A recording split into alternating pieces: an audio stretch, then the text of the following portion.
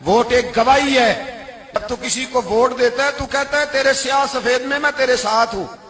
پھر کس طرح تو کہتا ہے کہ اس نے ظلم کیا میں موجود نہیں تھا؟ بڑا لوگوں نے برا بلا کہا نا, حکمرانوں نے ختم نبوت پہ یہ کر دیا, وہ تو میں کہتا ہوں وہ تو سارے ٹھیک ہے, غلط تھے تو ان کو ووٹ دینے والے انہوں نے کس مسجد میں آ کے توبہ کی؟ انہوں نے کہا آ کے اپنے نفل پڑھے اور کہا ہم سے غلطی ہو گئی ہم بھول گئے. وہ کدھر ہیں وہ لوگ جو ان کو سپورٹ کرتے ہیں؟ یہ خود آ جاتے ہیں. ہمیں نہیں پتا کہ جس کو ہم ووٹ دے رہے ہیں وہ ظالم ہے, ہمیں نہیں پتا جس کو ہم ووٹ دے رہے ہیں وہ جابر ہے, وہ فاسق ہے, وہ چور ہے, وہ ڈاکو ہے, وہ بے ایمان ہے, رسا گیر ہے, پھر بھی لائن میں لگ کے ووٹ دیتے ہو, پھر بھی برابر کے شریک ہوتے ہو. پتہ نہیں وہ کون ہے, ساری خبر ہے. کیا مانگا تھا یزید نے امام حسین سے؟ ووٹ. تو دے دیتے چپ کر کے امام حسین. مسجد نبی میں بھی تو جمعہ پڑھاتے تھے, مسجد نبی میں جمعہ پڑھاتے تھے, مدینہ شریف میں مصطفیٰ کے جانشین تھے.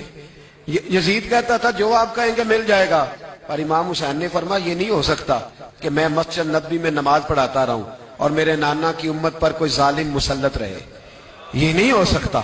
ووٹ مانگتا تھا, ووٹ. تجھے ووٹ کی قدر کا نہیں پتا؟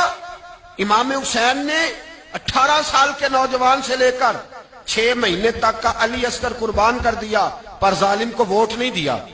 تیرا کیسے حوصلہ پڑتا ہے؟ پھر تو 10 محرم کی دیگ بھی پکاتا ہے. کس طرح تیرا حوصلہ پڑتا ہے؟ کس طرح کر کے تیرے اندر ہمت آتی؟ جلال بادشاہی ہو یا جمہوری تماشا ہو, جدا ہو دی سیاست سے تو رہ جاتی ہے چنگیزی.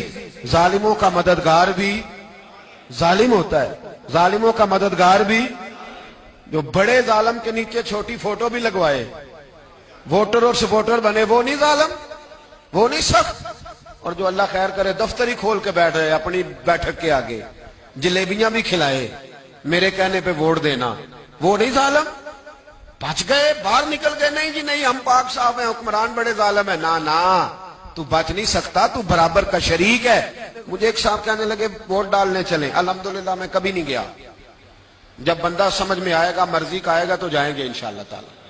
نہیں گئے تو نہیں گئے. لیکن بڑی کھلی بات کر رہا ہوں, میں بھی تو مسجد کا مولوی ہوں نا, میں بھی یہ خانقاہ کا مسند نشین ہوں. کھلی بات نہیں جاتے بھئی ہم. ایسے ہی ہے کوئی جس کا جو دل کرے گا ہمیں ہانک کے لے جائے گا. ہماری بنیاد بھی ہے, ہمارا وقار بھی ہے, ہم رسول اللہ کے نام لینے والے ہیں.